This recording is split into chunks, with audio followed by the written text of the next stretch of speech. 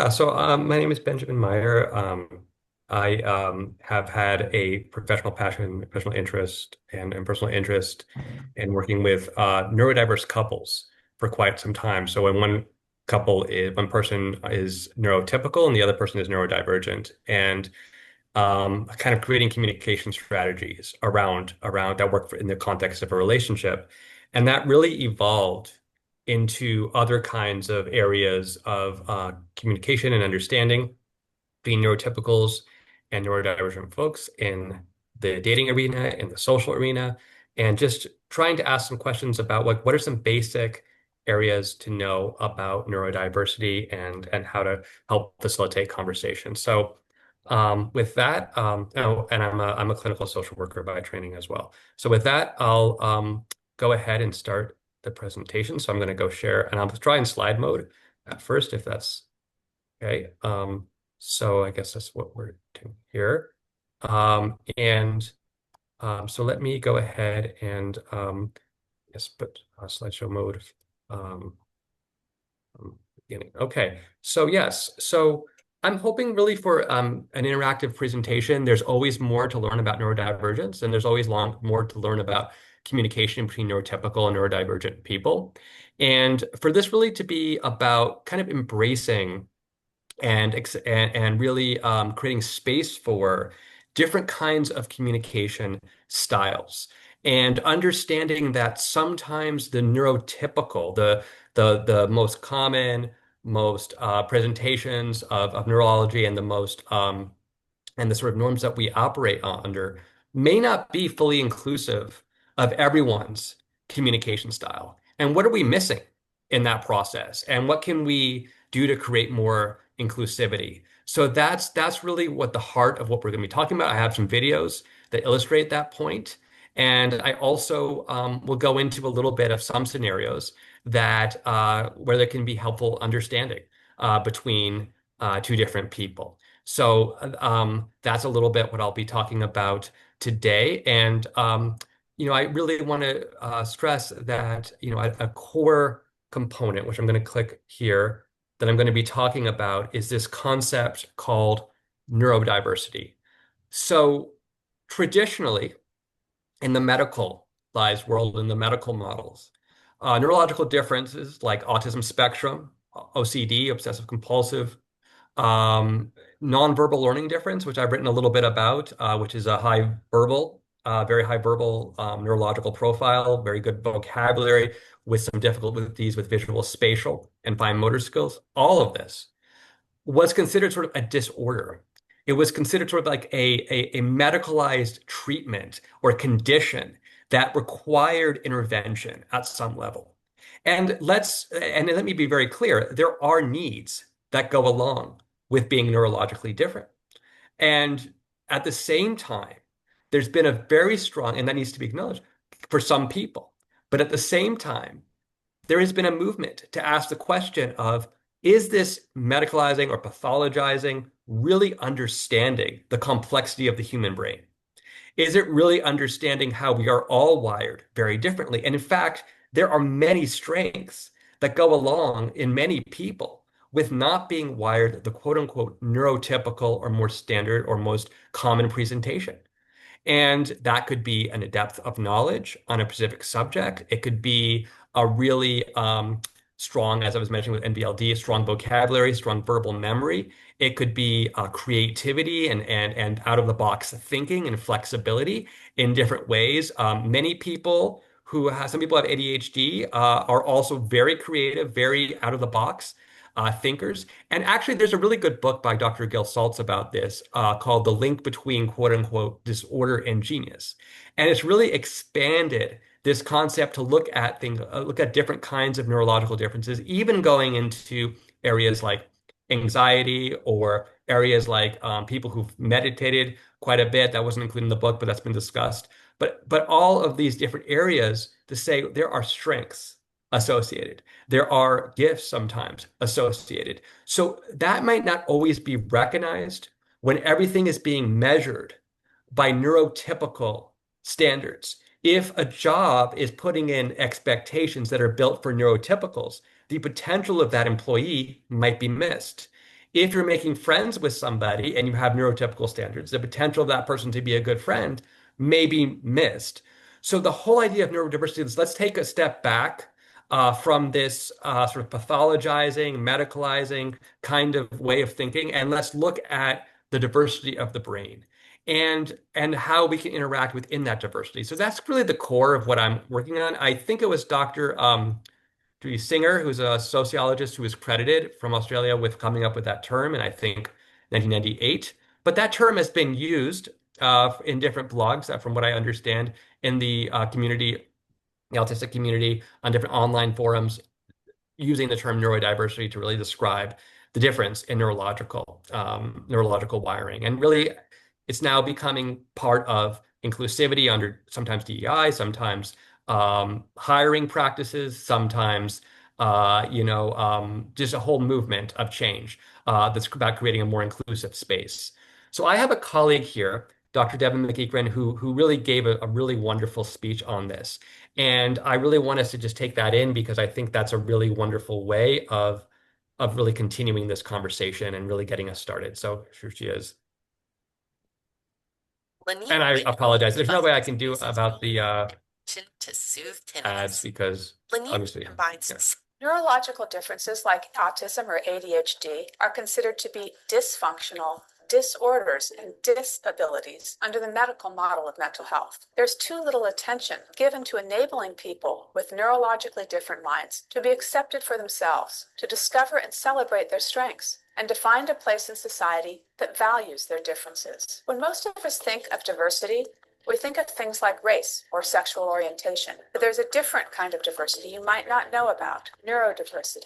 Neurodiversity is the concept that neurological differences among people should be recognized and respected. I believe it's time for this new social movement, the neurodiversity movement, to take off.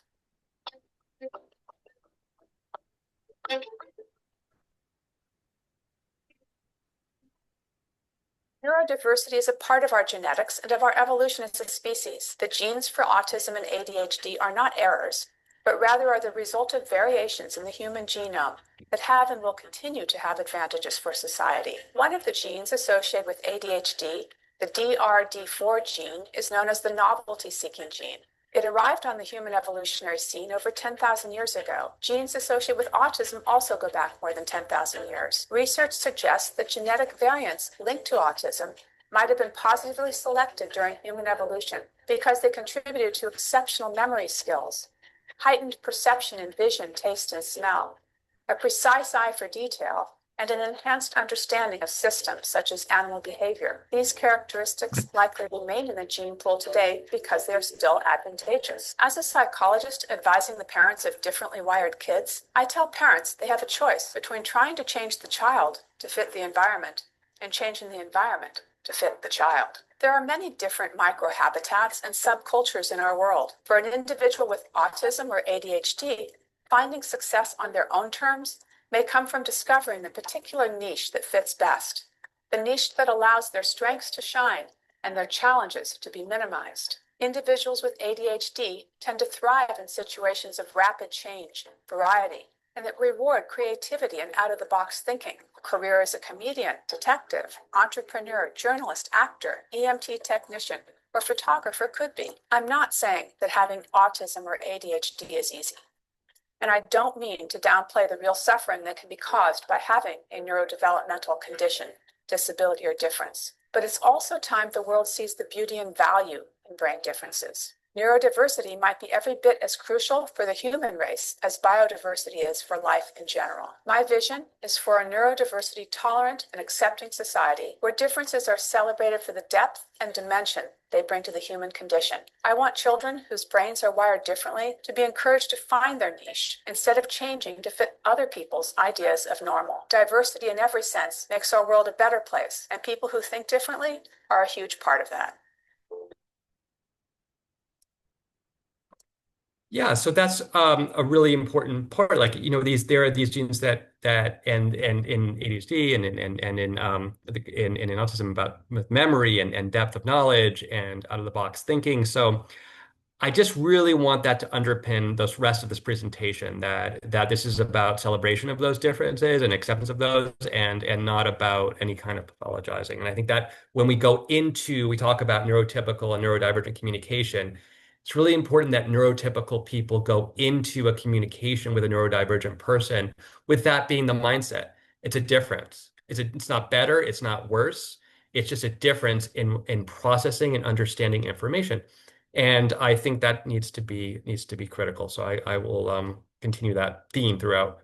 Um, and then um, so I just wanted to talk a little bit about some differences in neurodivergent communication style. And this is not really exhaustive in any way. It's just some kinds of ways to think about, kind of when we're talking to somebody who may be neurodivergent and being open to certain areas. So many of us in the neurotypical world, and well, those of you who are in the neurotypical world may be very familiar with following certain kinds of uh, social cues, like unwritten rules about when to speak, how much to speak about yourself, when to switch to topics and ask somebody about themselves, and also body language, which actually the clients I have who and the people I know who have NBLD, this is really hard because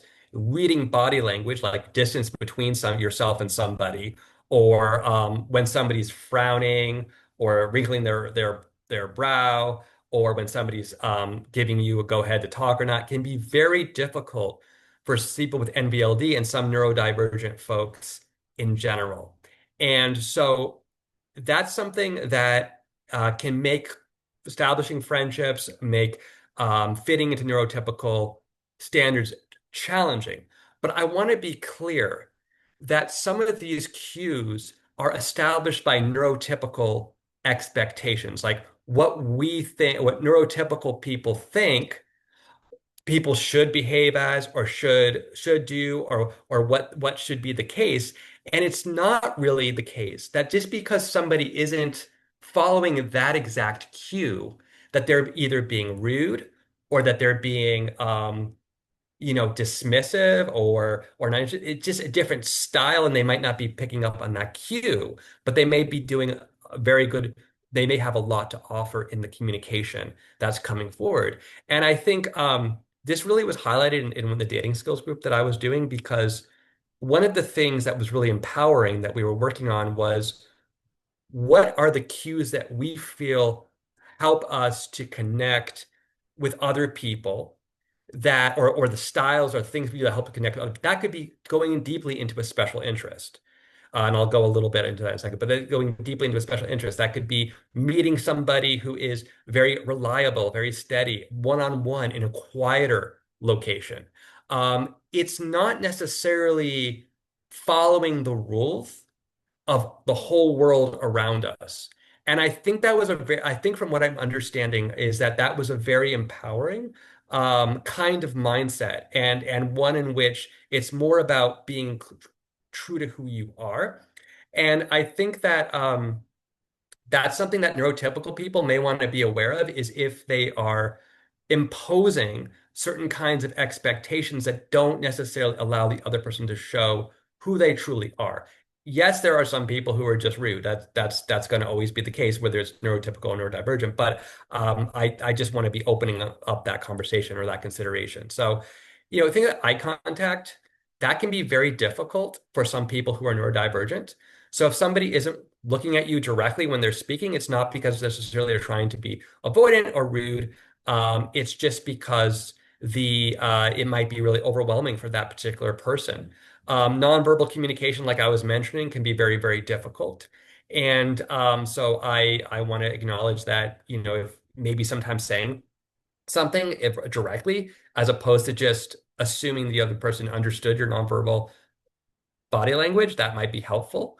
And different processing speeds. Something that sometimes seems to be the case is, for some neurodivergent folks, it may take a while to process the information that's being brought to their attention, or the question, to kind of come up with a response or an answer, and just giving that person a little time.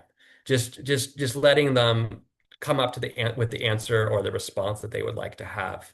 And what I hear from a lot of neurodivergent folks is also an appreciation for more direct speech sometimes. So if you use a lot of analogies or metaphors like you're going to break the glass ceiling, or you're going to go you're or just applying things like that, it might actually be a little confusing. So sometimes saying exactly what you mean and being really direct. And I'm not speaking for every neurodivergent person. I won't be throughout this presentation, but for some people, that is a really, really helpful step. And I also really was talking about, I know it was mentioned in our discussion before I started the presentation, special interests are a really great way, specifically people on the spectrum, but also other neurodivergent folks, to really create a connection. I mean, there's an in-depth knowledge and there's an in-depth understanding and about many different topics and subjects. So I think really connecting with somebody through that, asking questions about it, allowing them to speak about it. And yes, it's okay to say sometimes, I need to switch topics or I need to go into a different area. But I think really embracing that aspect of who somebody is also can be a really helpful way to connect. And I'm going to play this in a second, but with the neurodivergent rebel. But one thing they talk about is echolalia, which is that some people, just to think about verbal style, some people also repeat a lot of words that they hear, especially on the spectrum, in from other people or from TV programs. So I was just thinking of like the example of somebody who maybe like repeats something like, dough or eat my shorts like from The Simpsons. Like that could be an example, but there are many other examples, like something they've heard, from somebody else. We're going to go to the park or something like that, and they kind of repeat that at different points, and that's something to be aware of. That's echolalia, and some people do that. And then there's palilalia, which is repeating what one's own words. So it could be a sound, it's like a like that, or it could be a more expansive phrase or statement that you make. So like I'm going to go to the park, or I'm going to go to the park, just repeating yourself at different times. And again, just to be aware of that. And then there's verbal stimming. So the neurodivergent rebel talks about that. And it's really interesting because they talk about for self-calming. Stimming is a big way that some neurodivergent folks self-calm or self-regulate. So it could be, the arms and flapping has been spoken about. It could be playing with the hair. It could be a movement back and forth. It can take a lot of different forms, but just being aware that that's something that some neurodivergent folks do is important. And I really like how they describe, and we'll see this with 640 to 840. I apologize again for the ads, what the purpose of some of this is. And so I really want us to take this in. Sometimes it's I'll not skip it as soon as I words. can. Silence. 11 Lab.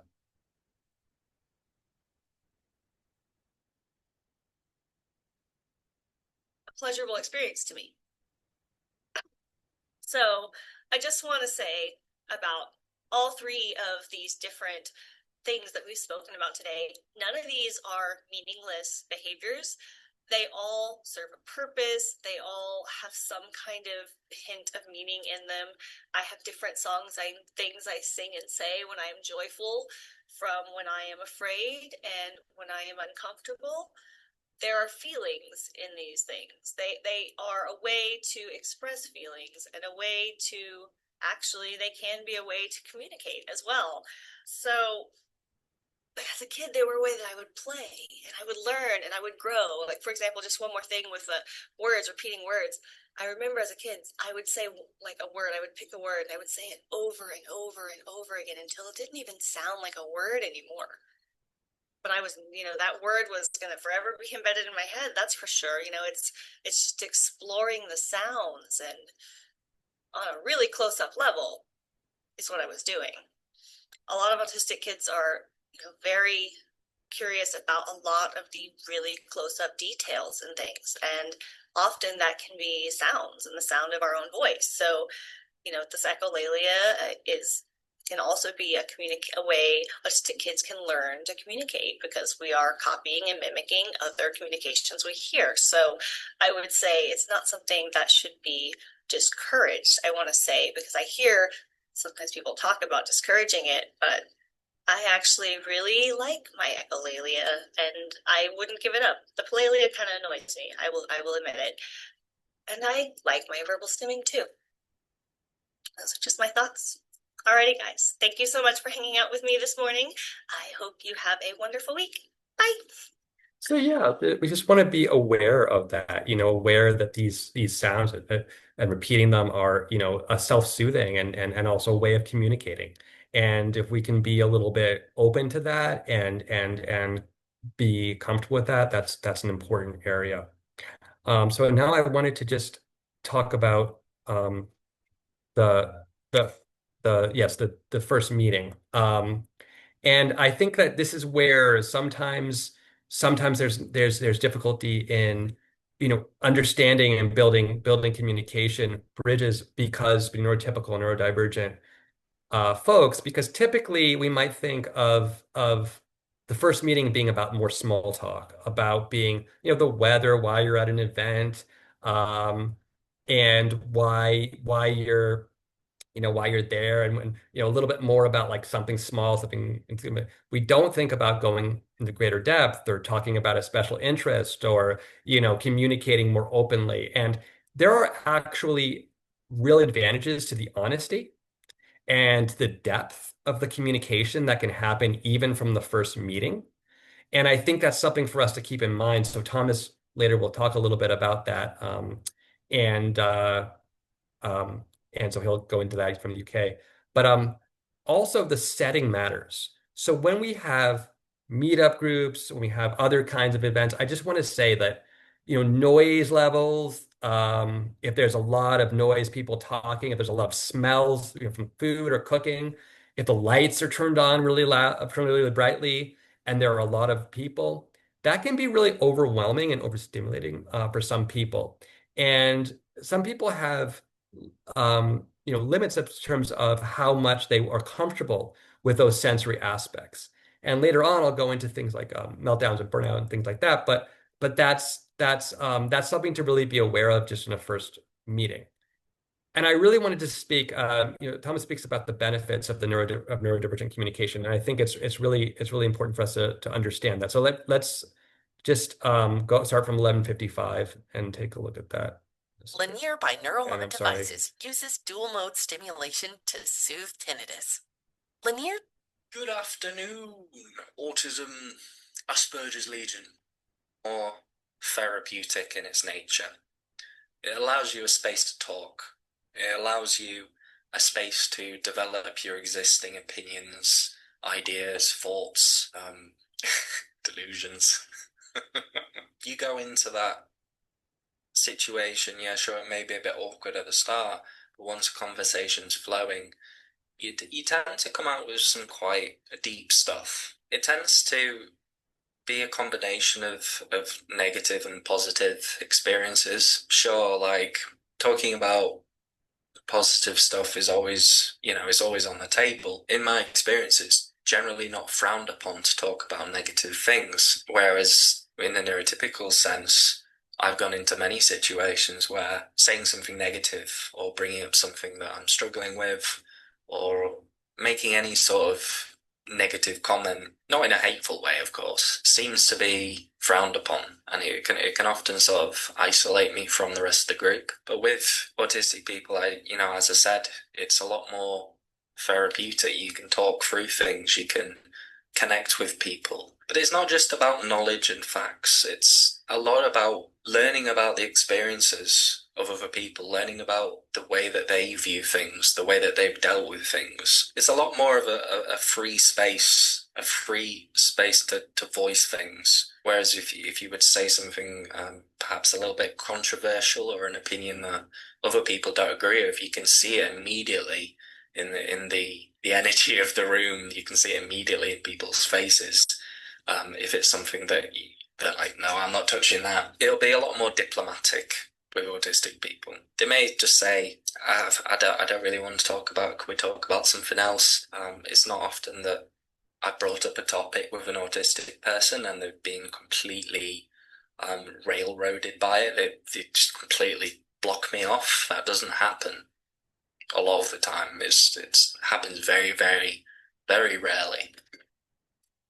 Yeah, so that was just the point there was just to say that, there are all these benefits, to really being honest, to really going into sharing more through an experiential way from the beginning, from that first conversation, and really having it being a sharing of experiences. Um, I recently learned that some people on the spectrum have very good what we call semantic memories, which are memories of specific facts or specific aspects of a certain topic. And so going into that and really exploring that can be really important, and sharing that knowledge. Even if that's something that may not be typical in a first conversation, can be a really good way to create connection. And so that's the point that I wanted to share from that. Okay. And so what is a lot of this really boiling down to? I wanted to speak about this so we understand it, so it guides us, in our future conversation about neurotypical neurodivergent communication. David Milton, I think it was 2012, a British academic, talked about something called the double empathy theory. So traditionally, it was considered that neurodivergent folks were the ones who were blamed or told, you don't have empathy. You don't understand, my experience as a neurotypical person. Why didn't you pick up on my emotion there? Why didn't you pick up on what my boundaries were, or what I wanted to talk about, or what I didn't? So that was traditionally the case. But what is, or was the conception or the idea, but what Damon Milton has discovered was, or studies have shown, is that neurodivergent people, when there's communication, can be really in tune with each other's style, with each other's communication needs, with what the other one person is trying to say and what the other person is listening to and trying to communicate. So it's not that, and they are feeling that the neurotypical person lacks empathy for their style, for their way of communicating, for their way of sharing experience. And I really think there was a great video that I wanted to share. It's fortunately no longer on YouTube, but from somebody, Karen from Proudly Autistic, that really described this. So imagine a neurotypical person went on a camping trip and they're going back and they wanted to share about this. A neurodivergent person, specifically person on this, she was talking about somebody on the spectrum, may respond by saying, "Oh, I've been on a camping trip too. I went up and explored the lakes and pitched my tent, and did you know tents have these there's different kinds of tents, and do you know how I use that, or which one did you use?" And it may feel for the neurotypical person that the neurodivergent person is trying to take attention away from them, is trying to focus more on their own experience rather than letting that neurotypical person share more deeply what their experience was. But that's actually not the case. Sharing experience and sharing stories is a way of relating and showing that you can relate to what the other person went through. And among neurodivergent, sometimes neurodivergent, again, I'm not speaking for every neurodivergent person, but among some neurodivergent friends or connections or neurodivergent people, sharing the story is a way of saying, I get it. I went through that too. I did something like that too, or I can relate to something like that too. And it can be confusing because the neurotypical person might think, oh, that person's being selfish, or that person just wants to talk about themselves. No, it's a way of sharing an experience with the other person. So I thought that was a really, really interesting point, and that really drives home the double empathy, because it's not like one person lacks empathy. It's that they're not in tune with how they show that. And that's where being open-minded towards another person's communication style, another person's way of sharing empathy or talking about a shared experience can be really helpful. And I think, and as I said, they're not being rude. So Stephanie here will highlight this from 128 just to really drive home the point. To take on the worst of Washington, we Yeah, need the nothing I can best do. of the boroughs. That's Adrienne Adams, straight from Hi, my name is Stephanie, and today I want to talk to you about something called the double empathy problem. You may have heard that autistic people lack empathy. This is actually something I address pretty in the world, different views of what is normal, what is natural to them, etc. And when they interact, because they have these very different perceptions of social reality and these different intuitive natures, they kind of miss each other, if that makes sense. So there's this, as they call it, a disjuncture between the two in this social setting. The more different that these two people are in their perceptions of the social reality or how they perceive things, whatever, the more obvious that disconnect is going to be. This phenomenon is unsettling for both parties, the non-autistic and the autistic person. However, the non-autistic person doesn't see this happen a lot. This is strange. It is a breach in what they consider to be normal, their normal social interactions and their social reality, and therefore they can just assume that it's a problem with the other person, that person in this situation being the autistic person. In fact, perhaps that person just doesn't have empathy. Now, on the other hand, you have the autistic person who, again, is unsettled by this disconnect. However, this keeps happening over and over and over because they're interacting with people constantly who have a different social reality or different perception and understanding of the world. So they keep on getting blamed for not having empathy, but yet in their perception, those people are not having empathy. So it's very confusing and distressing and can be traumatic for the autistic person. So in this scenario, we have two different people who have two different views of things and perceptions and experiences with the world and what social things it should be intuitively. And they both have empathy. But these are different types of empathy or empathy from their perspective. Thus the term double empathy. This person is expressing empathy in what they think. So yes, so let me pause it. So yes, that was the whole idea. It's kind of laid out like, and I think that what a lot of what we're talking about when we're talking about communication with neurotypical and neurodivergent folks is trying to understand and appreciate that the other person's experience and just kind of being more flexible with it. So that's what I was thinking. So I also want to continue, Paul here from who's a blogger on and an expert on autism from Australia will further highlight this. But I really want to kind of also kind of continue on this idea of empathy and flexibility.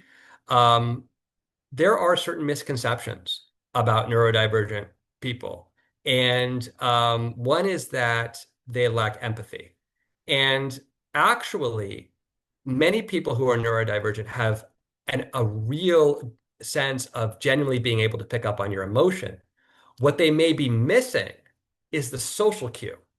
So if you're going in and you're kind of giving the cue, maybe in your body language or in something you said that you may be feeling a certain way, but you're trying to pretend that you're not, or you're trying to show that you may not want to talk about that, or at this point, the neurodivergent person may or may not pick up on that cue, but they'll definitely see that what you're actually feeling, a kind of attention to detail, and sort of the real emotional state. It's what you're actually feeling. It's that honest pickup of that emotion. And so I thought that was really interesting just to kind of be aware of, in that if we have conceptions, oh, a neurodivergent person's not going to pick up on my emotion or what I'm really feeling. It's different if they may not be picking up on the cue, but that doesn't necessarily mean they're not picking up on what you're actually feeling or what the emotions are. And they may actually see it even if you're trying to hide it, right? So that's something to keep in mind. Yes, because of executive functioning challenges and other areas, some neurodivergent people have a hard time with change.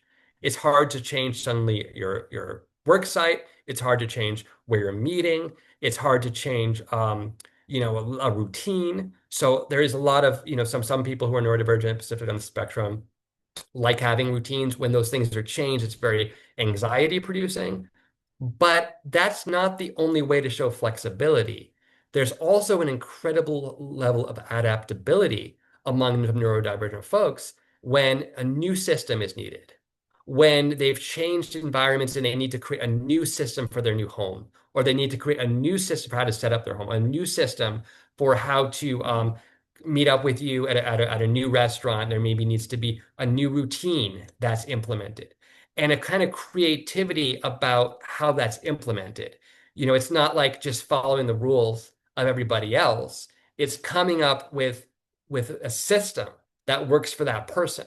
And I think when you're interacting and you're proposing change, being aware of the fact that, okay, this change in environment, this change in setting, this change in even routine that I have with this person may be a little unsettling for them, if that causes some anxiety, but also recognizing that they may have their own system that they're going to create to help them adapt with that and being supportive of that, whether that's a certain way they're checking in with you, whether that's a certain way they're adapting to the new location and scouting it out. It's important to be aware that that person may have a way of creating their own system. And so I want to, Paul's going to highlight this a little bit more. So we'll start with, 10:30. And I really want to get questions. I just, I want to finish this talk. For a quarterback? First. Please do bring out that. Nix is the GOAT. 9 positive autistic traits. 9 traits of autism that you may not already know. Autistic people tend... Puerto Rico. I'm so sorry. Really annoying. We're proud, passionate. So trait number 7 is being highly empathic. Now, you might think, wait, what, aren't autistic people supposed to lack empathy? Isn't that what everyone says? Actually, we know that that's a myth. There was an online survey run by Chris Bonello from Autistic Not Weird not that long ago, and he actually found that a lot of people say that they feel like they have too much empathy, and that is actually a problem compared to not having enough empathy. So another way to think about this is that we can be really sensitive to some things, and this makes sense when you think about it through the frame of attention to detail. We notice small things, we can get affected by small things. One of the reasons that people think we lack empathy is something called the double empathy problem, that it's hard to relate to someone who's very, very different to you. But on the other hand, think about someone like Temple Grandin. So she had this amazing ability to understand and connect with cows that the neurotypicals around her just couldn't really understand. But at the same time, if you're relating to cows as much as you are relating to humans, then that probably says that you're not really as close to your fellow human beings as you could be. In fact, this was why sometimes Asperger's is called wrong planet syndrome, because some people literally ask the question, am I the same species as the people around me, or was I somehow accidentally dropped here by aliens and now I have to learn how to get along with the natives? So the other interesting thing that happens when you're really empathic is that you see the real person that is talking to you. So if you're talking to me and you're sad, but you're pretending to be happy because that's the socially appropriate thing to do, then I will respond to you as if you're sad, and that makes people feel really uncomfortable sometimes. I was supposed to know that if you're pretending to be happy, I should treat you as if you're happy and pretend I can't see the sad. So it took me a long time to learn that just because someone is actually sad, if they're saying they're happy, I need to pretend they're happy. And that just blew my mind. But unfortunately, these kinds of complicated social dynamics lead a lot of autistic people to feel like we don't understand other people's emotions. Because I thought you were sad, but you're telling me that you're happy, and there's no congruence there. Actually, you're probably right. There is often no congruence between a person's actual state and their actual actions. But this is just a really complicated social thing that we need to learn. That's one other thing. And then... So number 8 is that I have found that, ironically, autistic people tend to be extremely flexible, which, again, this goes completely against the common wisdom that we're supposed to be rigid and not liking change and all of these things. But again, if you think about it, if we think outside the box, find creative solutions, ignore the social norms around us, then anything is possible. I'm not going to do something because I'm supposed to. I can do absolutely anything. So especially when you combine this with difficulty judging whether something is a good idea or a bad idea, it's just an idea and I'm happy to think about it. This means that we need structure and stability and routine and order and all of these things so that we can actually function in life. Otherwise, anything is possible and I have no idea where to start. So another positive that comes out of flexibility is that it means a lot of us have learned a very systematic approach to life. So that means that I will get all the information and put it through my system and come up with an answer. And this has great benefit for problem solving and rational thinking and structure and organizing things. And it actually comes from that need for structure because I'm so flexible that I need to make a structure for myself so that I can function. So yes, I just wanted to go into that a little bit, just so we will further illustrate what I was talking about.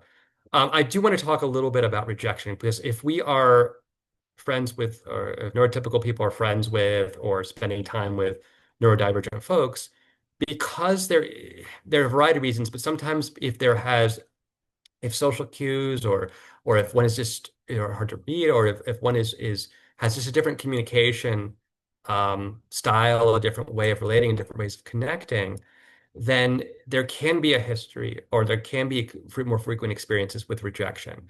And specifically among people with ADHD and among other neurodivergent folks as well, there's something called rejection sensitivity, which is a very strong emotional reaction to rejection.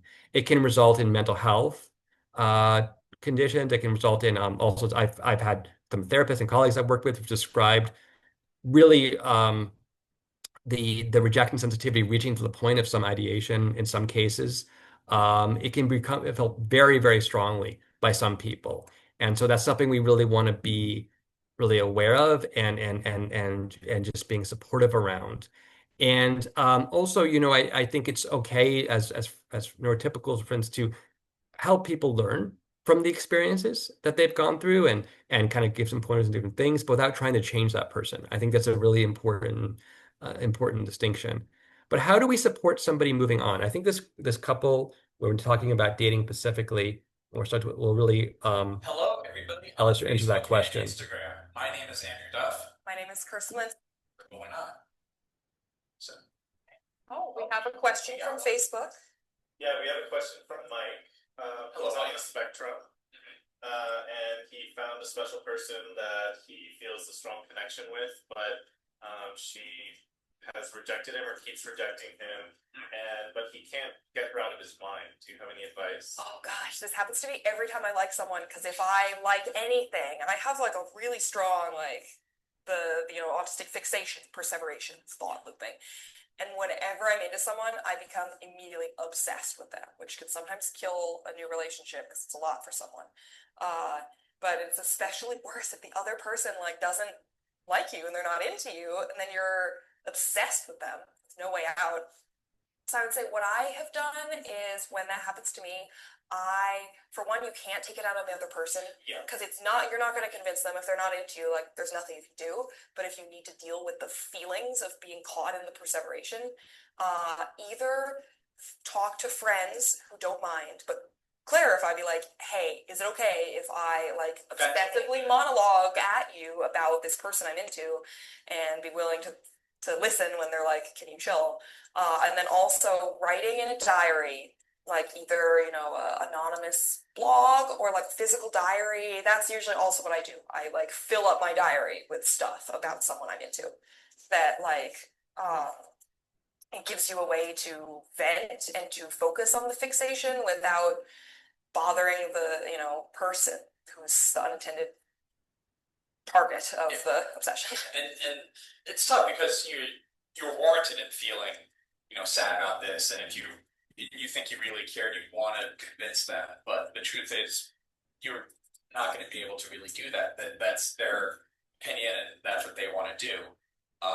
So it's not about denying the feelings per se, but as Kirsten said, finding a way to vent them out, and also just realizing that these, like in time, these things get better. You know, during my high school and early college phase, I really didn't know how to handle this, and I would get obsessed, and I would try all these different things, and I didn't really have the maturity yet or the knowledge to understand that time does fix these things to a degree. And venting is a great way to do it. Hanging out with friends or family is a great way to do it. Especially if you can talk to them about who you're obsessed with. Exactly. Yeah. But even just distracting yourself in different ways. You know, for a while, when I didn't know how to handle this, I would either do video games or the gym and get lost within that. And then sort of by the time I got out of whatever phase of that I was in, I sort of moved on. And even if I didn't move on completely, I was in a place where I can take the next steps towards moving. Another thing is that, you know, where neurotypical people call like the rebound thing, like, oh, you need a rebound, you need someone else to be into, that when it comes to autistic, like obsession, perseveration, it doesn't have to be a person. If you can find either an old special interest to kind of engage in and rekindle, or a new special interest to like just find something to be obsessed with, it kind of makes your brain shift gears, that instead of being obsessed with Melissa, you're now obsessed with My Little Pony or whatever. Like it as long as you have something to fixate on that's satisfying in that like stimmy obsession way, then it can help you forget, or at least distract you from, an unwanted perseveration. So I've done that before also with great success. So hopefully that helped out, Mike. Yeah. Right, so So that was just those were just some ideas of just like how to help somebody with rejection, and help them move through that process, and could get to start thinking about other aspects, or getting more involved in different kinds of special interests. So I thought that was interesting to share. I do want to speak a little bit about emotional intelligence. I think there's this sort of idea that specifically people on the spectrum, but neurodivergent people may lack emotional intelligence. I don't think that's necessarily true. I think it's more about how emotions are shared, experienced, and communicated. And so there is, we do have like emotional communication. I mean, especially with couples I've worked with, or people that I've met in the past, they'll say, how could this person not understand when I was saying that I needed to go pick up my aunt at 2 because they were feeling sick, that I was upset, right? That I was worried about her. And, because the person said, well, why are you going at 2? That seems inconvenient or something. The sort of implied emotions in certain kinds of statements, or the implied meaning for needing for recognition and understanding in certain kinds of statements may be missed sometimes. And that doesn't mean the person isn't empathetic. That doesn't mean they don't recognize that there are actual valid emotions that other person is experiencing, but it just may be missed in the communication, because some people have more literal communication. Some people hear things more literally. So sometimes actually stating, I'm upset because my aunt's sick and I need to visit her, can be somewhat helpful for some people. And I think, I do want to recognize that some people, specifically on the spectrum and neurodivergent folks, have alexithymia or difficulties expressing emotions. But it also is the case that there's something called interoceptive awareness. So interoceptive awareness is awareness of our bodies, right? Awareness of when we're hungry, awareness of when we want water, awareness of when our heartbeat is accelerating, awareness of when we're feeling heaviness in certain aspects of our body.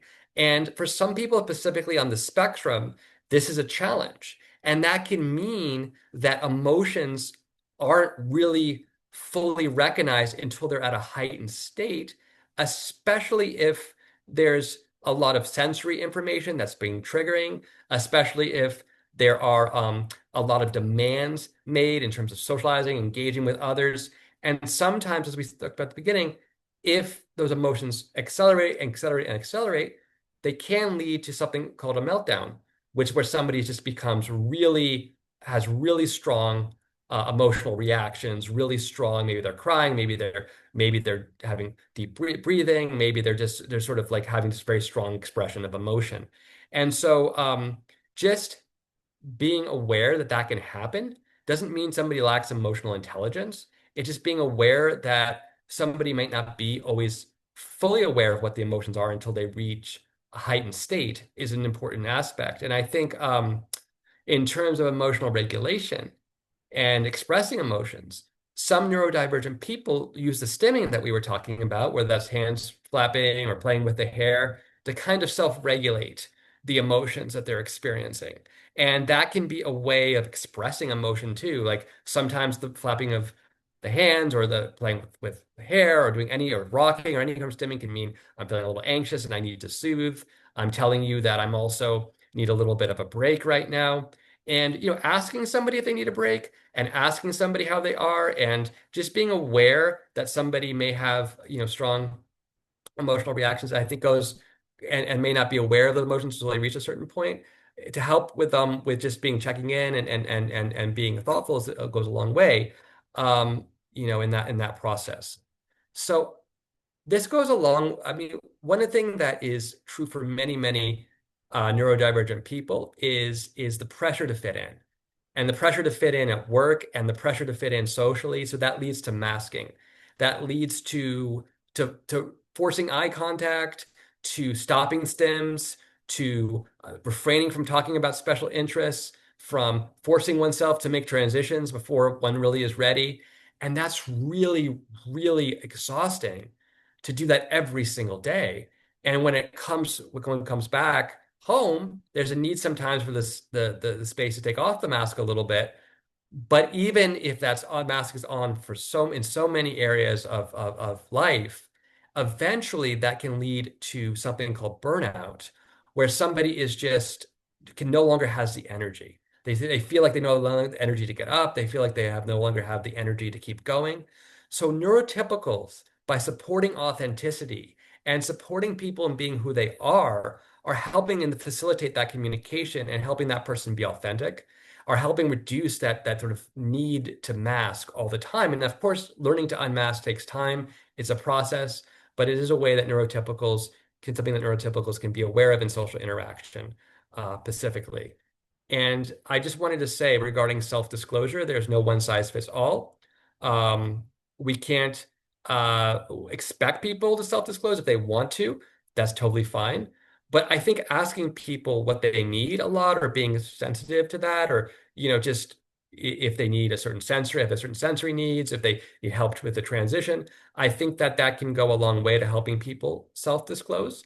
And I think just showing respects for differences and being non-judgmental in general can encourage that. Some people will self-disclose kind of in not a very direct way, where they'll say something like, I really only feel comfortable meeting with you in a place where there's not too many people or the lights aren't too bright.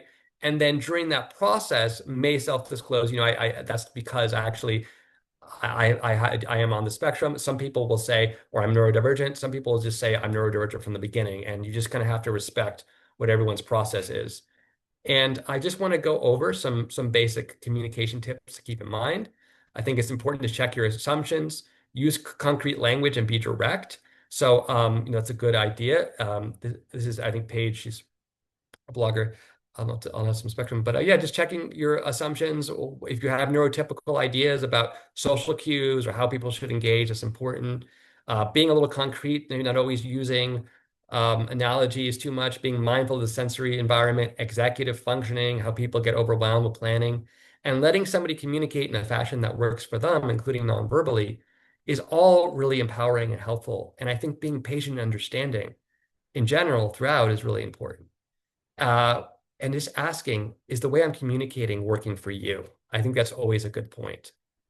So yes, I do have just a little bit about me. As I said, I did have a sort of dating support group where we were kind of talking about neurodivergent folks supporting other neurodivergent folks in the process of meeting others, the process of feeling comfortable with developing, their self-confidence, but also not deciding a lot of the time, what rules do I really want to follow, and how do I want to go about meeting other people, and what does that look like for me? So that was something I was offering for a long time. And then I just want to let everyone know that I do offer psychotherapy with people with nonverbal learning difference, or NVLD, autism spectrum, and other neurodivergent individuals. and I have some training and work with couples to help bridge that communication in relationships and marriages as well. So if you want to find out more about me, you can you can find out my website at benjaminmeyerlcsw.com. And I also I will just lastly, this is a picture of me. I just want to say I would really like to speak with you. This is my contact information, and I'd like to hear from you. So without further ado, that's my presentation, and I'm happy to answer any questions. Great, thanks, Benjamin. I'm going to do a quick sort of logistical thing. Basically, when we people, if you can raise your hand if you have a question, and we limit each time you raise your hand, limit it to one comment or question at a time, and try to share that comment or question in less than 2 to 3 minutes. After someone makes a comment or asks a question, everyone can jump in with less than 20 seconds of just conversational, like quick clarifying question or comment. So that way we can have conversation even amongst a large group of people. And then once that topic, everyone's gotten to be able to speak on that topic, then we go back to the next hand in line. So that's kind of how we do the Q&A portion. And questions, of course, will go to Benjamin and he'll answer those. But everyone's allowed to sort of interject or share their opinions and ask questions along the way. Does that make sense? All right, so Kyle, you have your hand up. Go ahead. Thank you so much for this presentation. It was beautifully done. I'm going to be providing my contact information, and I hope that we can have this presentation again. And thank you again for your time. It was beautifully done. Thank you. Well, you're welcome. Of course. Thank you so much. Other comments or questions?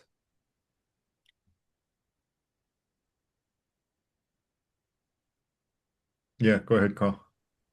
Yeah, also wanted to thank Benjamin for the presentation.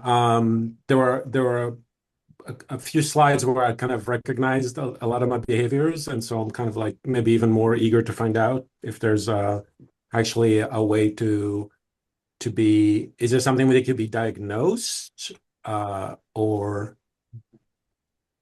Yeah, so I mean, usually going to psychologists and getting a psychological evaluation and Okay. somebody who has experience with people, neurodiversity, and Okay. I refer people sometimes to that. But yeah, that's something. Oh, someone like you then. Well, I'm actually just an LCSW. I don't provide Oh, I evaluations, see. but Okay. I understand some of the Got it. words, but Got I it. don't provide the evaluation. But I think I think going to a psychologist is usually the best way there is. A Okay. neuropsychologist or a regular psychologist would be the best. We'll do that. And then the other question I had was one of the things that I actually find myself in very common situations is in actually it's a double empathy thing, and also the way that I communicate someone, they tend to think that it was like too direct or too harsh or lacking empathy basically. And one of the things that I've read in regular books, I guess, about how to talk to someone is they say like if you want to say this, you got to say it this way kind of thing. And I've always thought, like, is it possible for neurodivergent people to actually learn like scripts to try to be normal or not? Yeah, I mean, I think it's definitely possible to learn some kind of neurotypical communication styles. I think that the movement, though, has been more to allow for more like authenticity among neurodivergent folks, and to maybe explain this is my way of communicating or something like that. This is who I am. It's not to be it's not to be overly like direct or it's about my style of communicating and who I am as a person. So just letting some people know that can be helpful, but I definitely think it's okay to be authentically. I mean, there's been a movement to say it's okay to be who you are. That's above all, that's the major thing. Yeah, it seems to be that like a lot more people are starting to say, hey, I'm on the spectrum, and so please be ready for whatever I'm about to say or something. Is that okay to say? Yeah. Like just to know this is my style. This is who I am. This is how I'm communicating. this is how I process and express, Okay. myself. Yeah. Great. Thank you.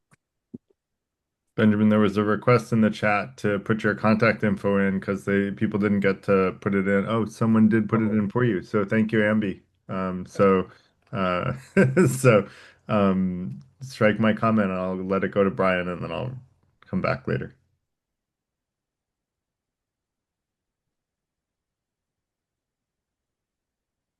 Brian, you're on. Yeah. Yes. I can have a great conversation back and forth one-to-one with one person. I don't do so well the more people are in the group, and I know that I tend to lecture as opposed to converse. But if we were to have that conversation now about the things that were on my mind, none of you would get a chance to talk, I can assure you of that. So it's going to read like a laundry list. Let's see. I'm going to try and be quick. I'm going to try and talk real quick. If you love something, set it free. If it comes back to you, that's a big quote that somebody has. It applies to a lot of things that happen to me. And when I talk about me, I'm not talking about neurodivergence. I'm talking about me. I am neurodivergent. And somebody said, boy, neurotypical, that sounds like a wide range. That sounds like a real wide range. Well, in my mind, we're all neurodivergent, and neurotypical is just about statistics. They fit more closely to a statistical model or average of people. And that's why there's such a wide range, because there is no one average person.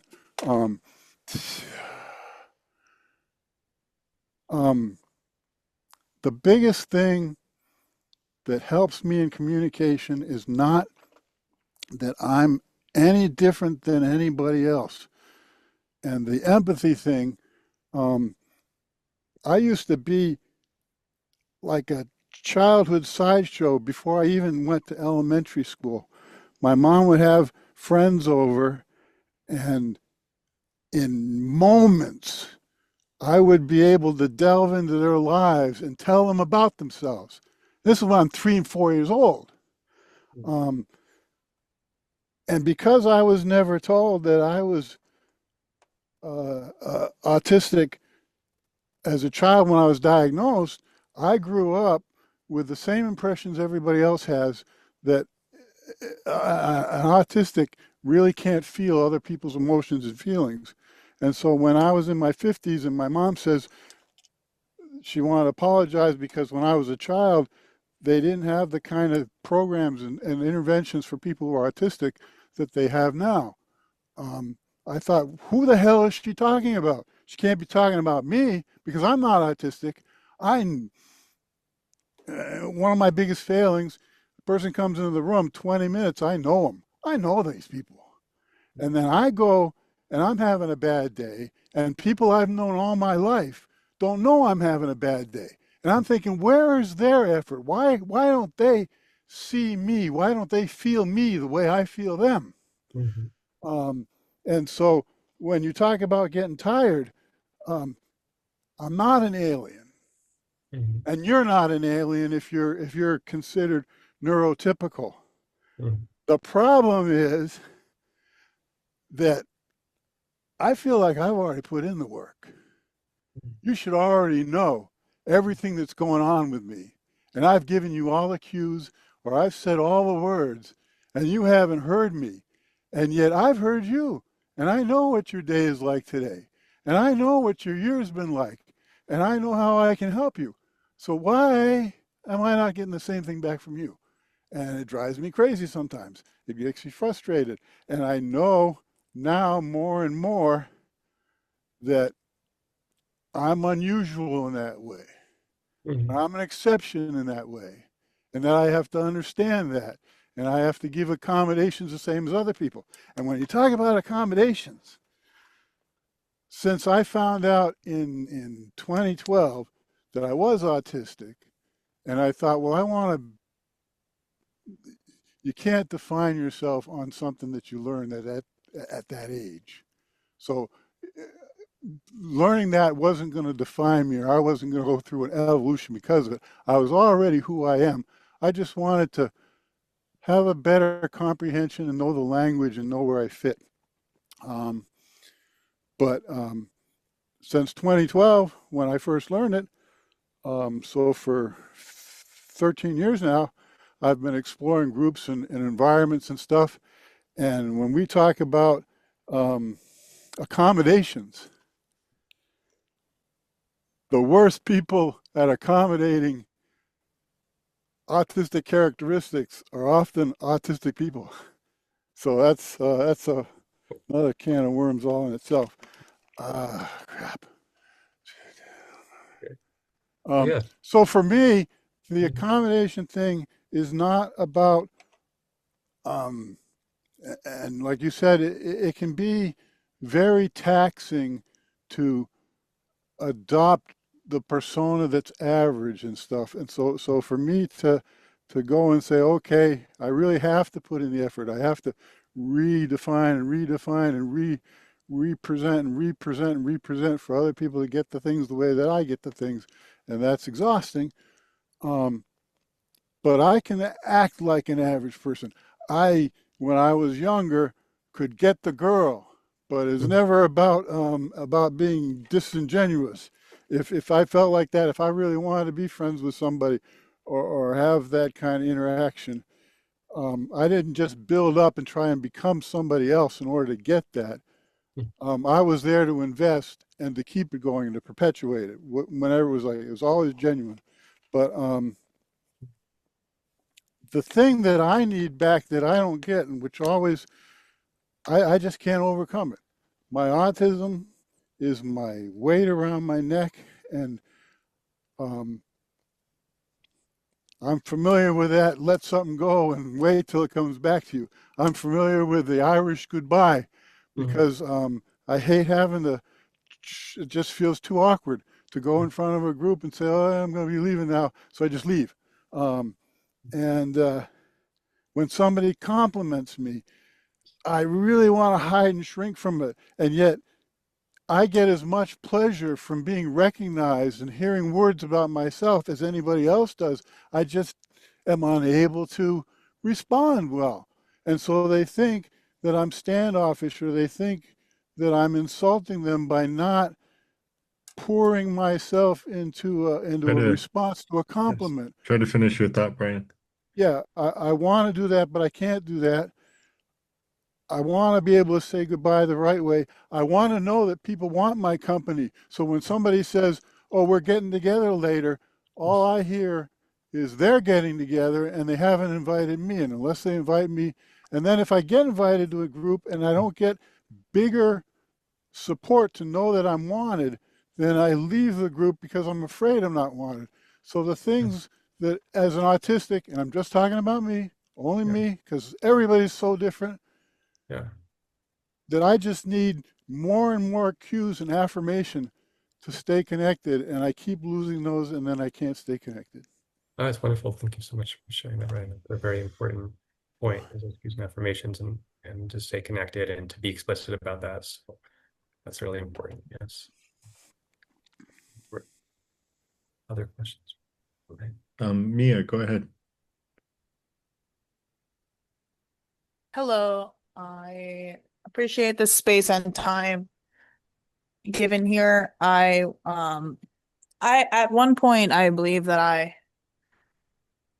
would ask myself if I was to be neurodivergent.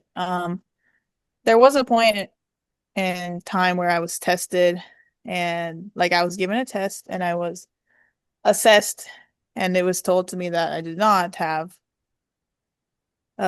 specifically did not have autism. However, I still am neurodivergent in a different sense. And then I asked myself, should I be retested or specifically retested for autism? But as far as the neurodivergence, I always believed in the past, just from when people told me, I thought it was only if you're neurodivergent, that means you're only autistic and that's it. and it's not true. So, understanding that, for example, people who have ADHD, dyslexia, Tourette syndrome, sometimes, right? If you have OCD, bipolar disorder, schizophrenia, this is all counts as you being neurodivergent. And so it's something that maybe is not seen, especially because I'm coming from the point of view of the educational aspect, from me being someone that has been on both sides, been in the position where I'm studying and then receiving accommodations, and then also learning to become what it means to, how do you become an educator and how do you accommodate people from that other side properly? How do you properly do it? And so I know, for example, when I started to understand the name neurodivergent, actually a lot of it's really supposed to highlight the differences as about something valuable and not a deficit, right? So that the word itself, the phrase itself, is something that advocates for inclusion.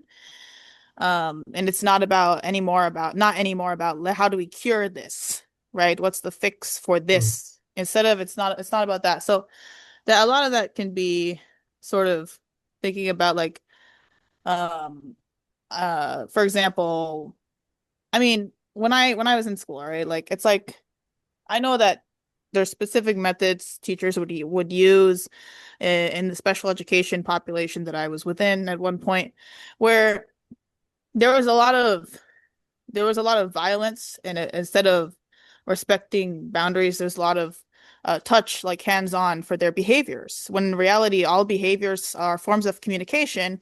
Only the difference is sometimes between neurodivergent students, we're not able to communicate effectively what they meant, right? What they were struggling with, what they needed, because they weren't given those tools, aka the accommodations, to express themselves. But so then the teachers would express frustration with the student, if they were late, if they were reoccurringly late. Oftentimes it was reoccurring behaviors. Now, actually, on the flip side, neurodivergent people are actually sometimes really great at pattern recognition, actually, and the amount of strengths that neurodivergent people possess is, like, very vast. And then also, like, there's public figures that come out and say that they are not neurodivergent. Oftentimes people will start to maybe pick up on various traits they have, point them out from that, because they're observing them real time.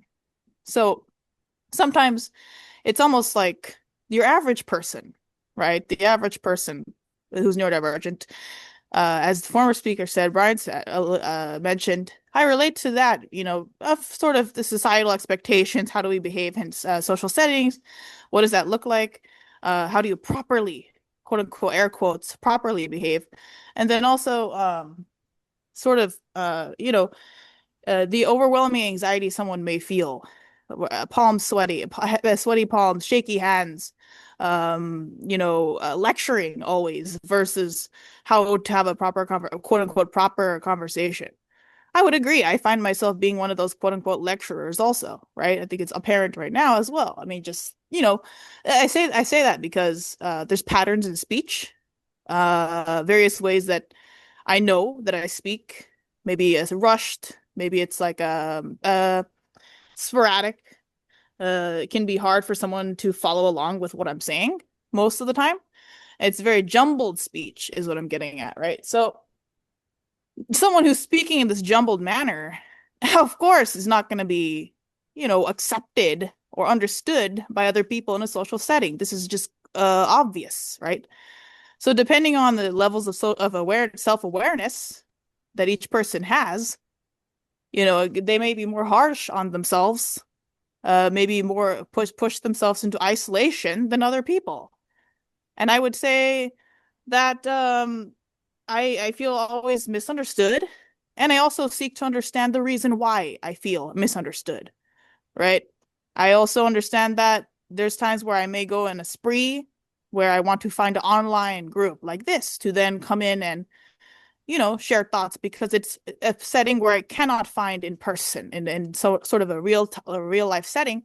And if I did, I mean, I just I can't fathom it, but if I did, again, it's just something unfathomable to me. But so I think sometimes I ask myself, how could I develop what I have? I thought about my childhood.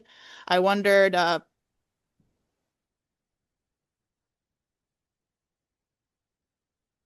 let's say, for example, there's even, I mean, even environmentally, actually, right?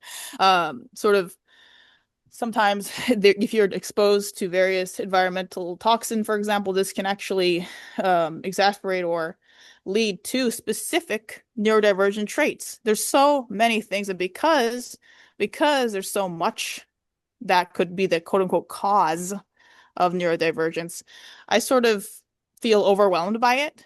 I understand that, for example, sometimes, for example, if you have ADHD, that it could actually mimic autism trait, right? This could be mimicked. I know many people maybe told me that, oh, you seem like you have ADHD, right? Simply because of the way Finish your maybe. thoughts, Mia. Yes, thank you. I think sometimes, overall, sometimes it's important to come to your own understanding of yourself, which is what I've sought to do. I felt tired and ruthlessly exhausted by feeling always left out, always excluded, and I sought to understand myself. And by doing so, I think that I freed a part of myself because I was just, I mean, the amount of I hated myself. I would say before in the past I hated myself, and so for the differences that I have. So it took me a long time. And some of my thoughts here were just my own self-reflections and me understanding and asking myself questions as to who I was. And anyway, thank you so much. Thanks, Mia. Garrett, Yeah, Jenny. is it okay if I ask Mia a very quick question? This is Jenny. Mia, I'm just curious. You don't have to answer if you don't want to, but is there anyone else in your family who have similar traits, qualities that you have? Yes, hello, Jenny. I will answer that. So yes, the answer would be yes. Specifically, when we get in the older generations, however, older generations in the family line refuse to speak directly about and label their behaviors. Now, I have siblings which are in my age range, and they were also tested during the same time period I mentioned I was tested. They were also brought to be tested specifically for autism, and I am a female person. The males were actually told they did have autism and that they were on the spectrum. I was not. Okay, so your genetic factor. Okay, thank you very much. Thank you, Garrett. Yeah. Benjamin, you have any comments as well? No, I mean, I think that the importance of finding space to find, among neurodivergent people, a lot of times, to feel the space of other neurodivergent, communities and play people and to create a community. I mean, I think that's a really important thing for a lot of people. So I know that for sure. Yeah. Hi, this is Christine. When my son was about 9, I asked that he be evaluated because I believed that he was on the spectrum because his father was. And they told me that they tested him and that not only was he vanilla, but he was Stop and Shop vanilla. Stop and Shop was a grocery store in our area. And I believed at the time that he had given them the answers that he thought they were looking for. My son is extremely brilliant. He's very funny. He's extremely empathic, has a very strong sense of justice. He's now 26, and he's in what I believe is an abusive relationship. The person has isolated him from us, from all of the friends that he made locally. He's now out of state living with this person. And we've attempted to reach out to try to communicate. And when people try to do that, if they push too much, he goes no contact. And this is everyone says this is so completely not him. He was the person who was texting you all day long. He was the person who could stay on the phone with you for hours. And I'm very concerned about that. But the main thing that I'm concerned about is he has always demonstrated two things: a fear of making a mistake, such that he wouldn't try most things because if he didn't get it right away, because he always got things right away in school, he didn't want to do it because he didn't want to fail. And the other thing he always had was he would join something and be really, really gung ho about it. And then there would be sudden removal from it. So no follow through. So he had a job that he, was excited about, but then wasn't doing it. He joined the wrestling team, was fantastic, but would give up in the middle of a tournament.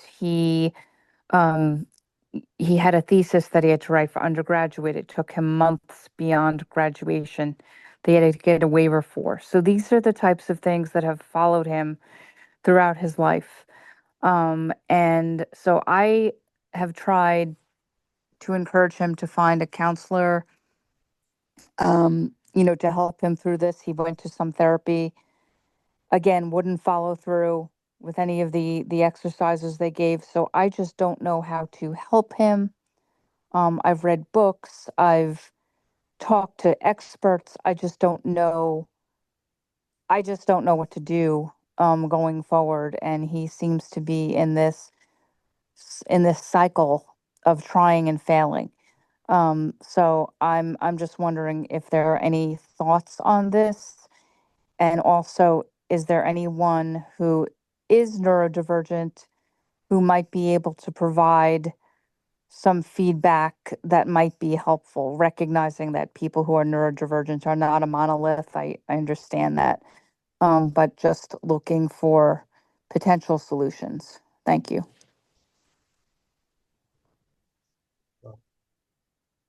I would have some for Christine, if that's acceptable, as a comment. Is that acceptable? Sure. I did not have my hand raised. I just wanted to confirm that's Yeah. acceptable. Yeah. Oh, okay.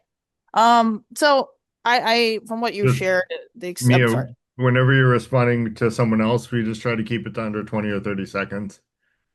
Okay, sure. From what you shared, I relate to that personally. Christine, I also understand that, for example, if you look into various strategies, I know one large one is breaking tasks down. So looking to find manageable chunks. So chunking is an important thing.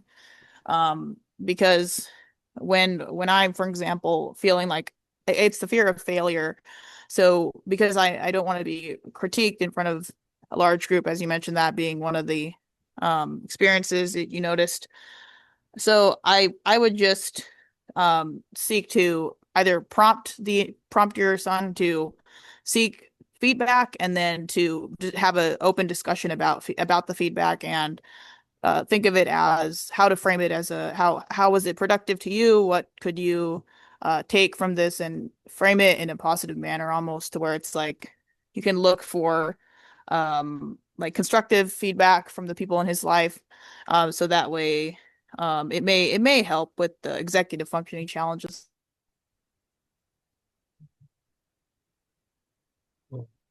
I would also just add, making sure he knows that he's cared about and that you want to be in touch with him and that you are appreciative of the time you do spend with him.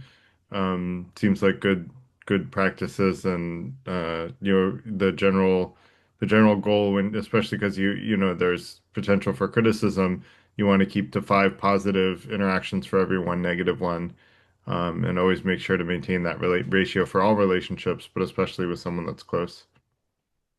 I think it's all really, really good advice. And, Thank you.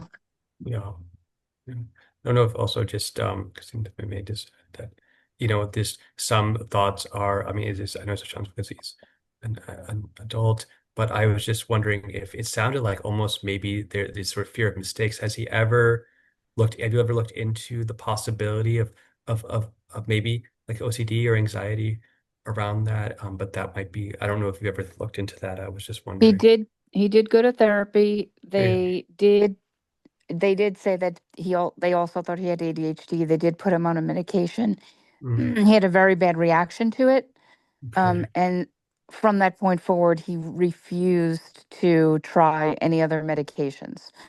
So, of course, whatever they were trying to address, he was you know, that's another thing that turned him off to therapy, I think,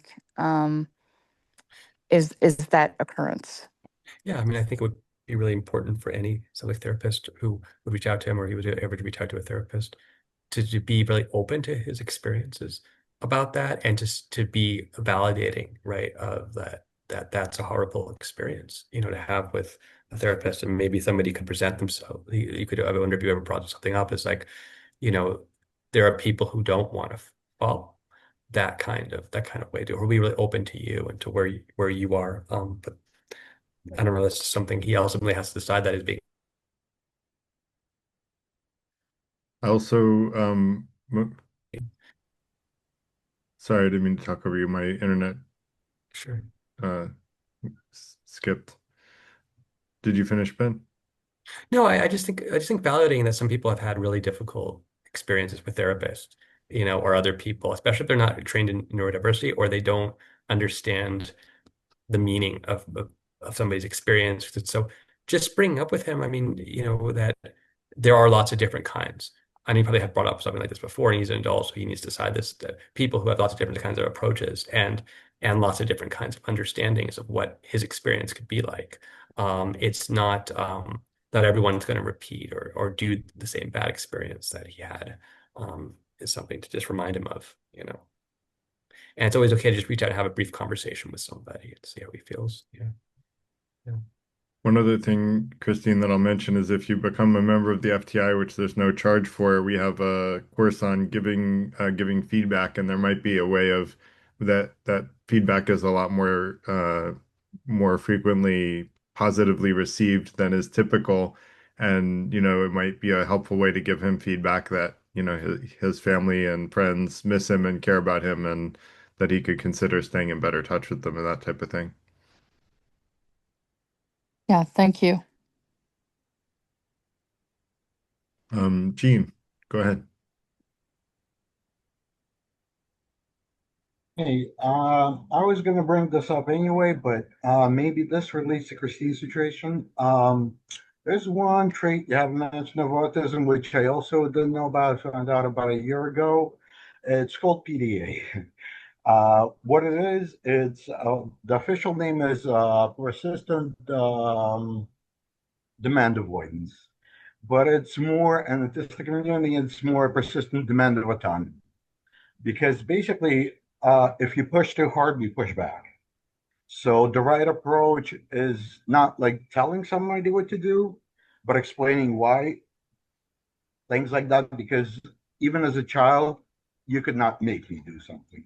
You could explain why it's a good idea or something that if you force me, I would just push back. So I don't know about her son specifically, but you know, that might apply. Another thing about texting, I personally also get overloaded with text. Some people just send too many.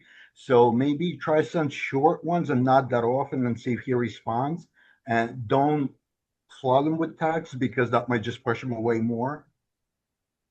Just give him space, but let him know that you're ready to talk, you know, that he could text you back, but don't write whole letters and save that until he replies, and then you could move on from there. I'm sorry, maybe I wasn't clear. He's the one who kind of overwhelms others with texts and calls and stuff like that. People would be trying to extricate themselves from Yeah, so really long texts or phone calls, and I he would know. keep going.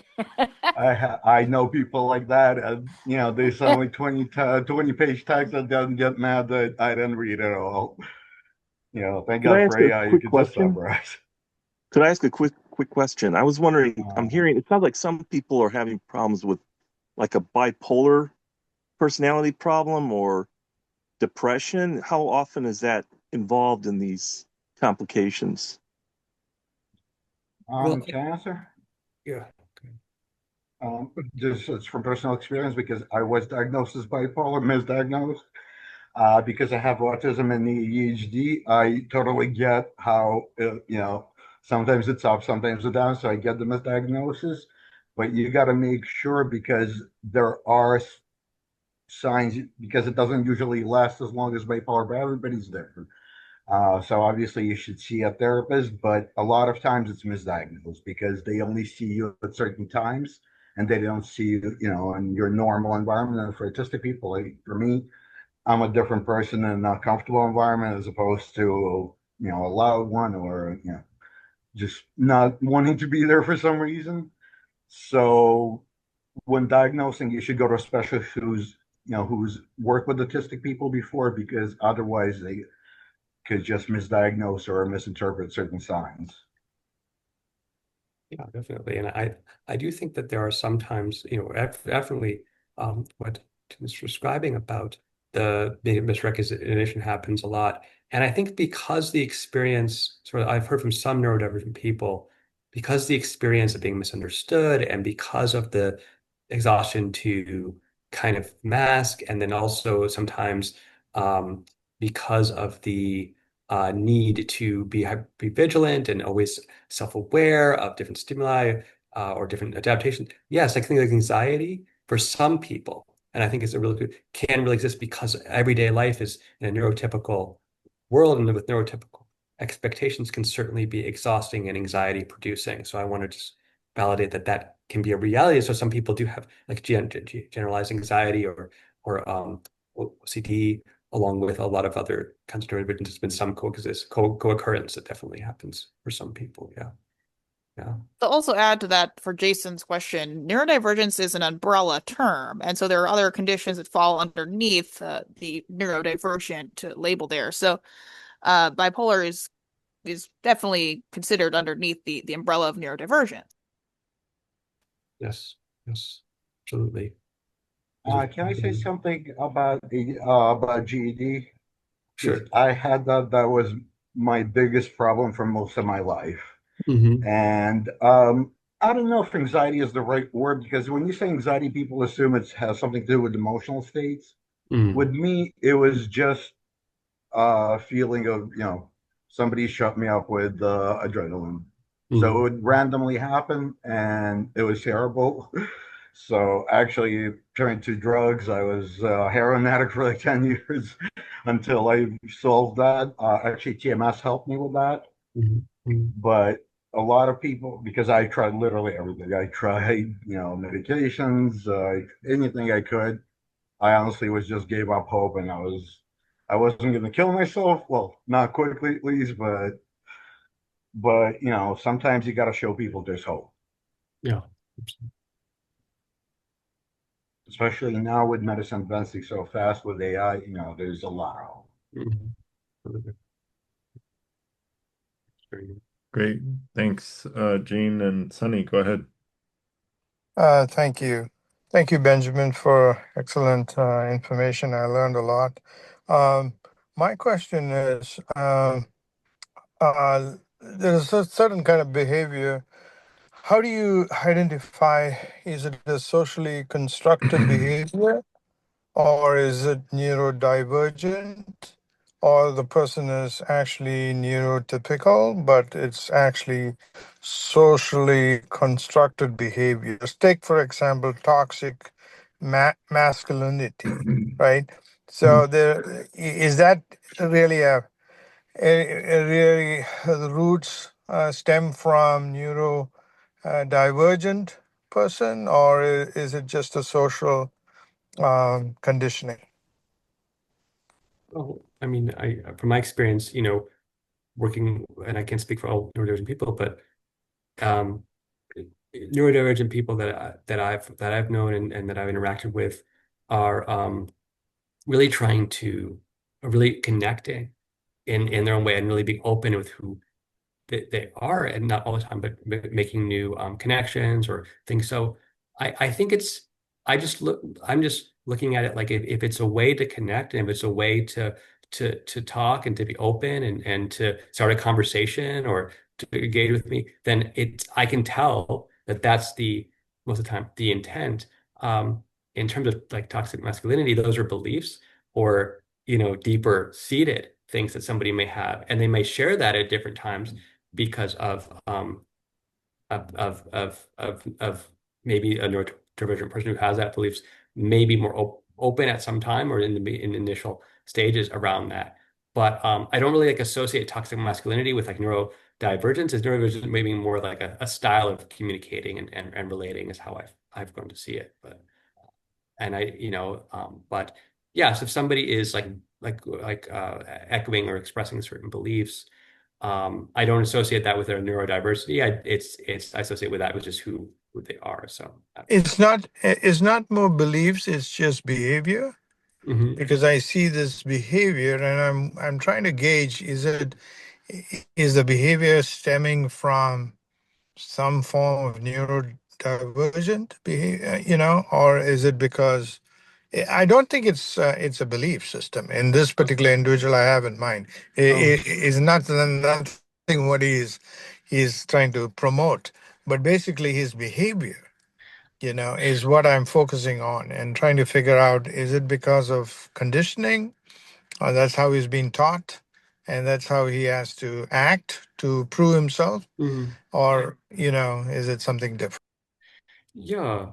Yeah. Well, I mean, I think that it would be really helpful to know like the behavior itself and what the meaning, what the behavior is and how it might look like or how it might show up. But I think yeah, I think if I would have to know more about the behavior itself, to really talk about that. Yeah. Yeah. No. Thanks. I think Brian. socially constructed behaviors are very apparent. It's just there's a clear definitional basis there with what's a socially constructed behavior and then just innately the biological aspect, just purely based on the neurological aspect there. Like there's a distinction there, and I feel like that the intersection that comes to mind is masking. So when which is a legitimate phrase, legitimate term. So like when someone is masking, the neurodivergent person is masking, right? Like it's important to try to understand what that looks like for each individual person because it's going to be different, and then also because of how vast the socially constructed behaviors go, like that comes down to the culture the person's surrounded by, they've grown up in, sort of like the ins and outs of their environment that they are within, expectations, say in their school setting or community, all of that. And I just think, for example, a person who's stimming, an autistic person who's stimming, for example, that may look like a very weird thing in a social setting, right? Across the board, mostly. Although that autistic person's not stimming because of something that's societally acceptable. They're doing that innately because it's the biological, neurological need. It's a must for them to calm themselves down. They're not thinking, the thinking goes out the window. But then if they're masking, they're able to then resort to other means. They're going inward and not showing that stimming in that societal situation. I think that, yeah, there needs to be more context.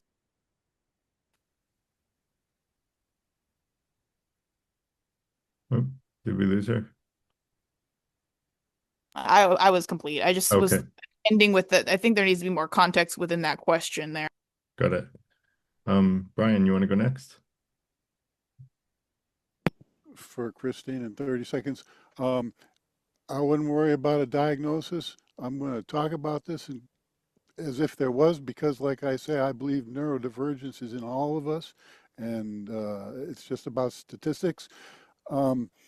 I worked in mental health as an autistic person. I was a poor match for that, but I made it work and I brought something special to it, an engineering state of mind. And my big thing was building toolkits, finding weaknesses, finding deficiencies, and helping people build toolkits. I detected from what you were saying that your son, a lot of things that he does, he'd try for the first time and he'd be good at it the first time and then he loses motivation. There's so many things I've done the first time and done well and then thought I had it knocked and then never was able to repeat that performance. But the big thing that took me away from stuff like athletics was I'm not a competitive person. I'm not a competitive person even in social situations. So I back off and I surrender. But seeming unmotivated isn't the same as being unfocused in terms of wanting to achieve a goal or wanting to have quality in something. And I always want to put quality in the things I do. And so it's not so much that he's afraid maybe, but that he just needs something. And there's a lot of ways a person can do this. When I was a kid, the big thing that I saw that they showed us in high school or elementary school was something called Outward Bound. Now, you got to be crazy committed to that because they take people and they teach them how to climb a mountain like Everest. And so I wouldn't necessarily suggest doing that. But the principle is building a biosphere where you can see everything link and everything come together, and you're an important part of that cog or that link. And so he could help in Habitat and Humanity. He could volunteer in a hospital or a school, or he could become a volunteer firefighter. Anything that has that intensity of team building, if he were able to get that kind of support and go through that kind of a program, I think would really help him focus on all other things. Thank you. Anyone else have questions, comments? Hi, Garrett. It's Will. Will. Yeah, I found an interesting thing with the presentation. Thank you very much. Really interesting. Thanks, Benjamin. With the saying that it's not always a disability, neurodivergence, I thought that was really interesting. I think maybe evolutionarily it's been selected for to some degree. The sociobiologist Edward O. Wilson, Nobel Prize winning biologist, did a lot of study on other species and how traits are selected for. And it seems, I mean, Isaac Newton was autistic. You know, often the greatest geniuses of all time have actually been shown autistic traits. So it's not always, I mean, Isaac Newton was apparently quite autistic.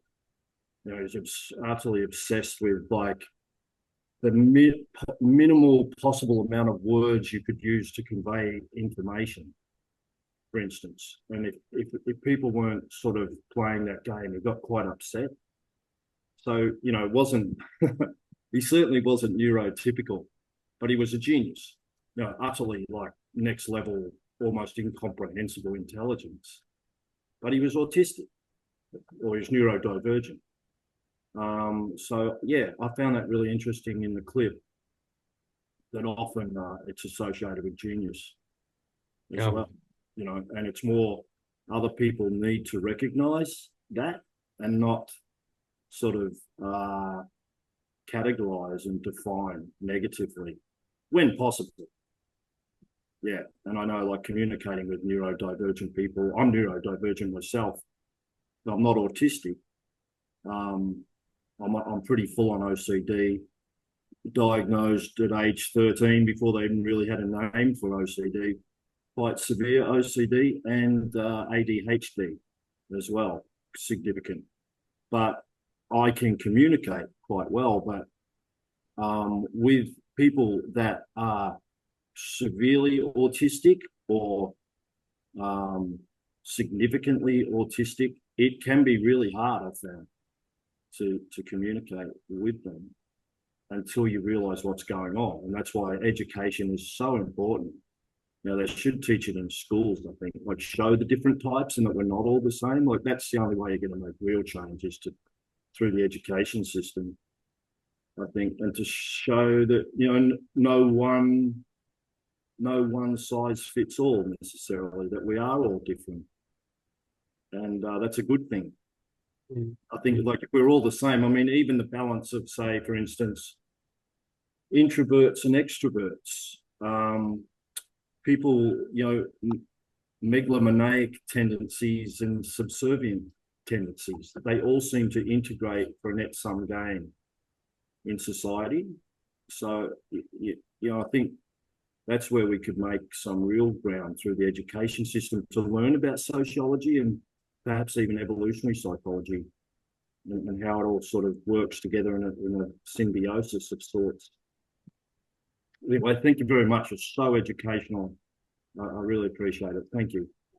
Yes, I mean, and that your point, it's absolutely the case. I mean, that it can be quite uneven in how somebody's intellectual ability and how quite diverse how somebody's intellectual ability is showing up, and even people aren't savants or the most brilliant may have incredibly strong memories and depth knowledge and really factual information. And I also think that can kind of play out in the character and the personality of somebody. Loyalty.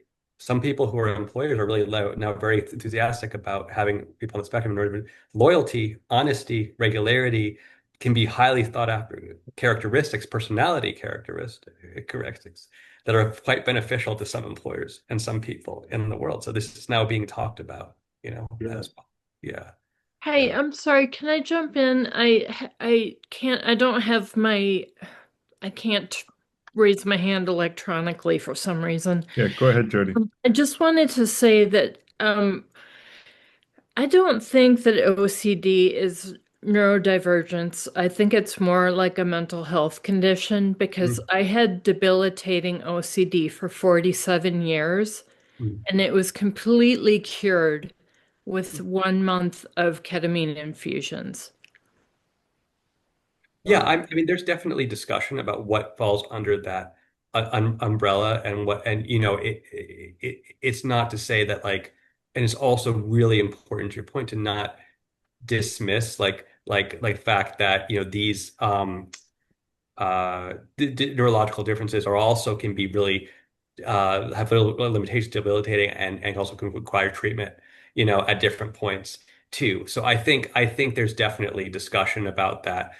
Some people with OCD have felt that is the case for them, to fall under the neurodiversity umbrella because they feel it's a neurological worrying that's different. But I definitely don't want, and I think this is what Dr. Meeman said too, is like to in any way diminish or dismiss the real implications and real limitations that come, from these areas as well. And including also the spectrum, including other areas, there can be quite a few challenges, limitations, and difficulties, and quite a few treatments that are needed at different points. So I definitely understand that kind of way of thinking. There are some people who say, it's a little bit of a but it's also understanding that even with OCD, even with anxiety, even with other things, there can be strengths that come along with some of these characteristics as well. And I think that was sort of the point, not to diminish the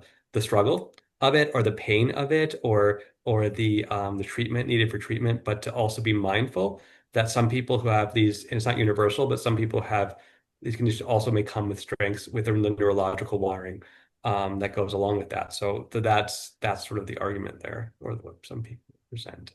But yes, it's a good point. Thanks, Benjamin. Yeah.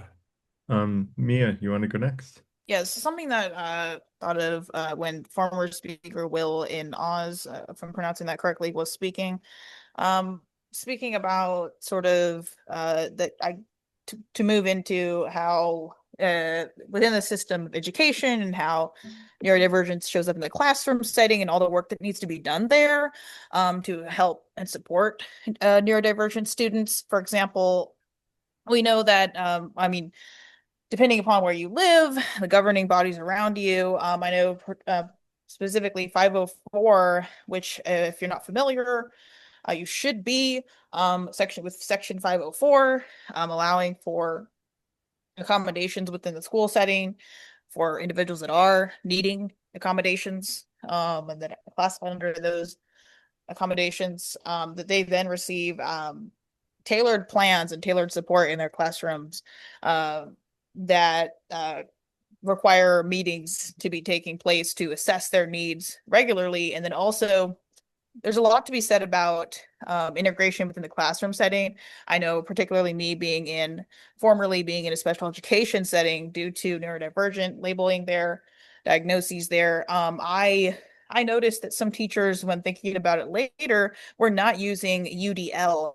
They were not adopting universal design for learning, which is sometimes the most core vital piece is to understand you have, when you're sitting in the classroom learning, what happens when you're not able to even comprehend what's being shown to you, right? There's no UDL there, then you're not someone who's able to understand through the format that is just the general format used in class. You're not going to be understanding any of that material. Therefore, you're not learning as you could be if there was just over over and across the board flexible learning that was implemented. I mean, this is just something that you take down to your local government, governing bodies, your legislatures, and you talk to them. You ask them questions. You try it. I encourage you, if you really care, that if you care at all, you would go and you would look into the details within the school settings in your areas to try to understand what are they doing within the special education departments for people that are neurodivergent. That's something that I took upon myself to do, knowing that I have not only myself, but who's gone and out of school now, but I had siblings who are still in special education settings, and understanding that, oh, I didn't realize that maybe the teacher down the road doesn't even know what UDL is and isn't even adopting universal design in their lessons and in their material, and that students would not be able to learn, right? And so I just think trying to understand that our basic civil rights is really important here. Understand, yes, how our language changed, how our language matters, our language is changing. Understanding that neurodivergent, try to look into who coined the phrase. Go search it up. Go search who came up with the word, who created the word neurodivergent. You will see the reason for that. A lot of that is, as I said before, just so that there's more inclusivity across the board by using that terminology rather than it being something that's just seen as a cure or a fix. So I just think what I'm getting at here, to wrap again, is that there's a lot of policy that maybe people are not maybe as intertwined in as they may or could be, to the benefit of people around them in society that are struggling within school settings and various. I mean, I'm just focusing on the school setting aspect, right? Schooling. I just think, for example, there could be a lot of systemic change that would really go a long way and really help a lot, if we allow for some more focus there within our governments. I know specifically in the United States, 504 is under attack right now with our current president right now, and it's just it is very painful. There is actually no disability history that's taught in schools, is another thing. And there's prominent leaders in the disability community that are fighting hard just to even get legislatures to include disability history as part of the lesson material. And we're in 2025. Thank you.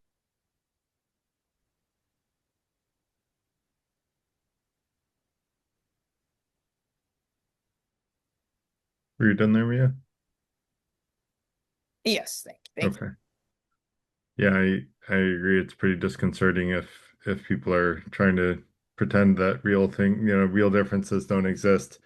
But we do live in a world of fake news and alternate facts all over the place. So, this is the ancient Chinese curse. May you live in interesting times. We do indeed live in interesting times. So, I do believe that progress has been progressing for a long time now, and that time will straighten all this stuff out. And um, don't know if anyone else has questions, and also not without the help of those of us that champion fairness, which is part of what the FTI is all about, is making sure that the world is a more fair place for all of us.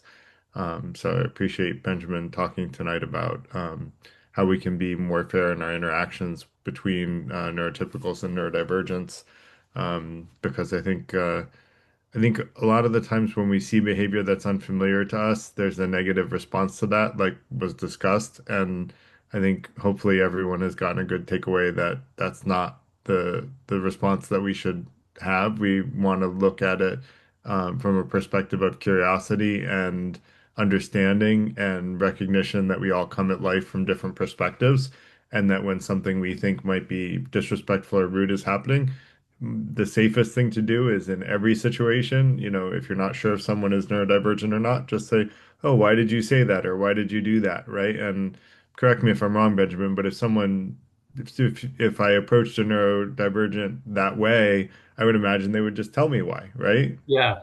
Yeah, Yeah, that's very and good. and so always safer to come from a place of what we call listening to understand, and just ask why, right? Why did you say that? Why did you do that? And then we can come from a place of empathy and understanding rather than a place of frustration, exclusion, etc., which is, I think, what typically happens in these types of interactions more often than I'd like to see. Kevin, you have your hand up. Go ahead. Yeah, you can hear me? Yeah, go ahead. Good to see you, Yeah. Fred. So I've just one question which I was in my mind while I'm just listening in the background. So when it comes to people who are classified as gifted when it comes in the area of psychological slash neurological category, when it comes to the word gifted, where is that classified when it comes to those categories of neurotypical and neurodivergency? That uh, category or title for people who are classified in that area, the Well, word gifted. Yeah, I definitely think that's a form of neuro diversity and neurodivergence. And along with that, some people who are on the spectrum or also go along with the gifted category as well. And therefore, the brain is so complex, and the brain has so many different facets to it, and so many different aspects that in no way is yes, the neurotypical is just what is like the most statistically present, and falling outside of that is definitely a form of neurodiversity, and that's included in that. Yeah, gifted as well. Gifted is probably the most that's the most overused. That's what you see primarily in sort of pop culture, television, movies, whatever. You see the the typical gifted gifted violinist, gifted pianist, gifted mathematician. You see those quite a bit in pop culture, just saying. Yeah, of course. And there are so many other, representations, and you can have different strengths and weaknesses and not be necessarily in the gifted category as well. Of course. Yeah. Seeing a lot of Garrett, hands. Go ahead. you mentioned the class about giving feedback or receiving feedback. Yes. Can you give me more information on that? That's for people that are FTI members. So I'm going to encourage you again, Carl, to apply to be an FTI member. And we have like a series. I thought I was a member emeritus. Don't think that you have applied yet that I remember. No, I haven't applied. No, I thought it was Yeah. automatic. Okay. So I know you don't want to be a part of any club that would accept you. I get it, but but I think you would enjoy it. And Oh, I will. Yeah. I can and basically that there are a bunch of other videos that are sort of useful videos that come with membership as part of our onboarding curriculum. Oh, okay. So once you apply, then you have access to Yep. like a website. Okay. Exactly. How to achieve your life goals in a state of positive flow is another one that I think is pretty cool. Right. Yeah. Christine, go ahead. Yeah, something that was said a couple of minutes ago that made me think of this, and it's something that I've come back to sometimes. Talking about this, what's statistically typical and neurotypical versus neurodivergent. Um, I've often wondered how they came up with any sort of baseline for determining what is neurotypical versus neurodivergent. At what point does someone go past that line of, okay, now you've stepped into neurodivergence?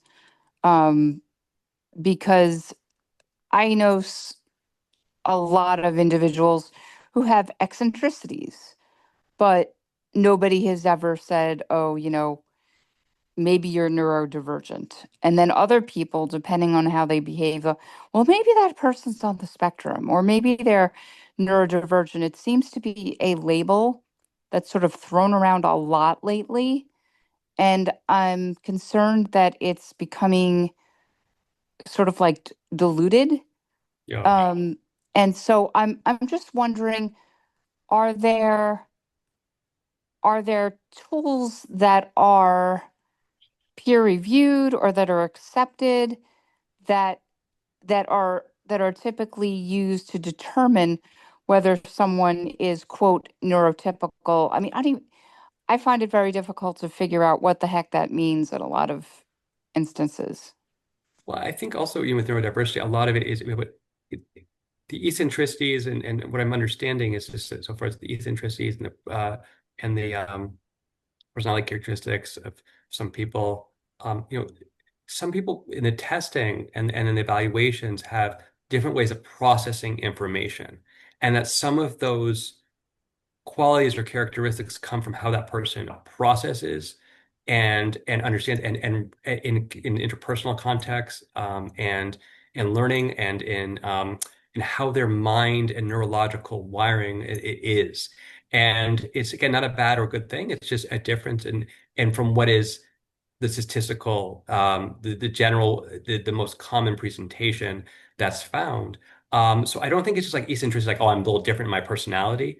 I think the difference is in the neurological side of it. And that can only really be, I mean, there are plenty of people self-diagnosed, and that's totally valid too, but that really is measured through an evaluation process. It's not just like, oh, I'm a little eccentric, so therefore I'm neurodivergent. But it's more of an evaluation and looking at the neurological side and the learning side of this as well, from what I understand. That's just what I understand. Yeah. I wonder, if I may, if they've done neuro, like the scans for autistics, and to see if there's a difference, right? Like the fMRIs, I think they're called. Well, one course I was looking about that with certain kinds of parts of the brain that are involved with theory of mind and like understanding somebody else's experience. There are different kinds that are engaged or being neurotypical, neurodivergent people. This is what I was understanding. There are different kinds of the brain. I mean, they're involved in that, so that some parts of that may be strengthened in some people and not as much in others. So again, there's a neurological basis to it. It's not just like a personality type. Yeah. I also want to make it very clear that there is no line, there's not a cutoff where someone becomes neurodivergent, becomes neurotypical. I heard some of that verbiage in a sentence. That doesn't exist at all. That's not a thing. Also, to touch on like the just there is more awareness. There is more awareness being neurotypical, neurodivergence, what that means, sort of how it shows up in language. That's just more visible now. So that's in terms of how it will show up. You mentioned sort of that as part of your question there.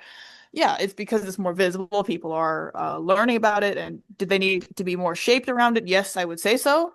As Benjamin mentioned, yes, I agree. If someone is self-diagnosing themselves, there's a reason why they are, right? They are noticing something in themselves, and it needs more refinement, of course. If they sometimes they may not have a care network around them to get tested. Sometimes, right? Maybe they cannot access a therapist. There's societal issues. Factors that are maybe contributing to them maybe not getting treatment at that time doesn't mean they won't later.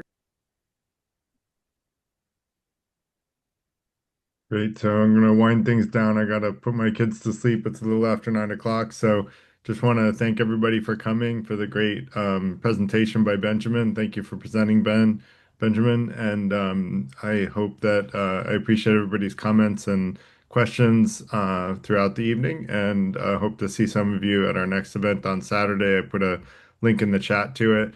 We'll talk about 5 simple rules to live a better life, which is about the 5 intentions of the FTI.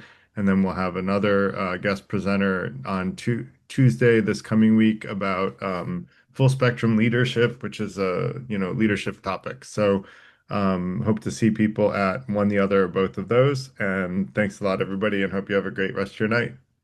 Thank you. Bye-bye. Thank you.